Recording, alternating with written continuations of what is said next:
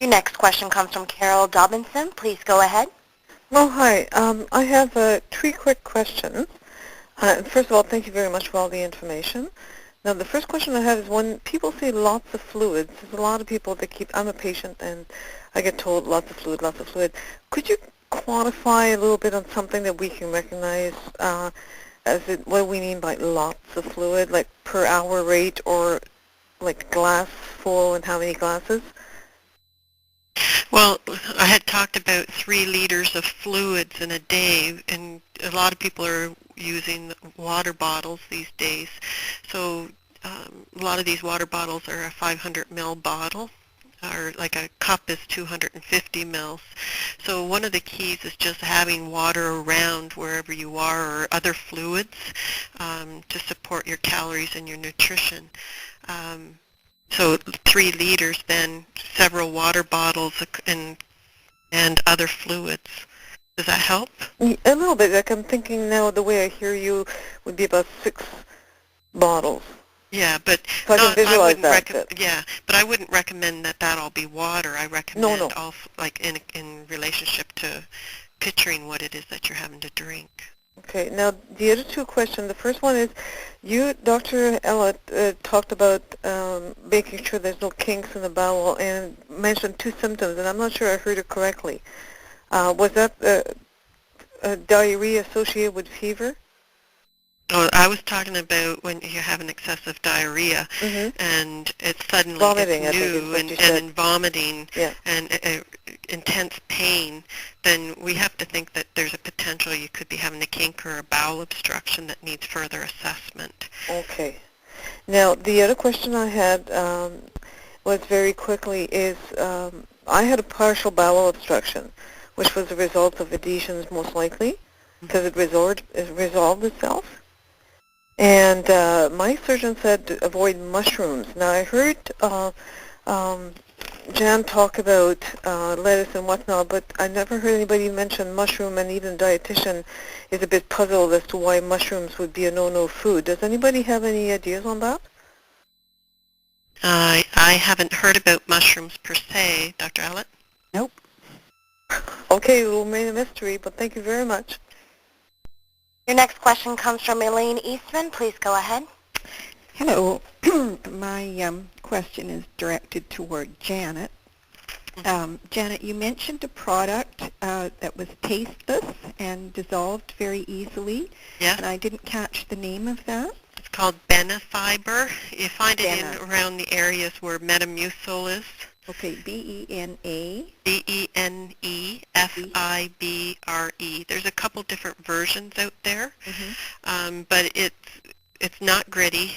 It's no taste, and about a teaspoon offers you around, let me just look at my bottle that's sitting on my desk here, I think it's something like 6 grams of fiber is a serving. So I find it very easy to add to many different things. And as I said, you can drink, like I drink coffee and tea, and it does not alter the taste. It doesn't alter the consistency of it. It just dissolves. Okay, I'll try that.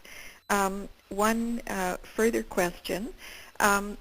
In your experience, and also Dr. Ellett, have you seen many people developing diverticulosis or diverticulitis as a result of chemotherapy, or is that usually a pre-existing condition? The diverticulosis is a complication of getting older. It's probably more common in the North American countries given our type of diet. So it's probably something that's happening in the background because the average age of a ovarian cancer patient is in the postmenopausal group. So it's not something that ovarian cancer caused. It's not something that chemo caused. It's something that was happening because of the age that both things are occurring in. Okay, so you don't think that chemotherapy could aggravate that situation at all? Well, certainly if there is a complication of the diverticulosis, so that you get an infection and your counts are low because you're on chemotherapy. That's a situation that means you need treatment with antibiotics, and you may need to swing into intravenous antibiotics if the pain and the fever is a problem. Thank you. Your next question comes from Doris Augustin. Please go ahead. Hi, thank you for the information. I just like to get your comment about using microwave in heating food if you are a cancer patient. Meaning? The use of microwave in... Yeah. Meaning that you shouldn't use a microwave, period, because of the radioactive? Is that what you're asking? Or it could be. I read something about that, and I'm not really sure if...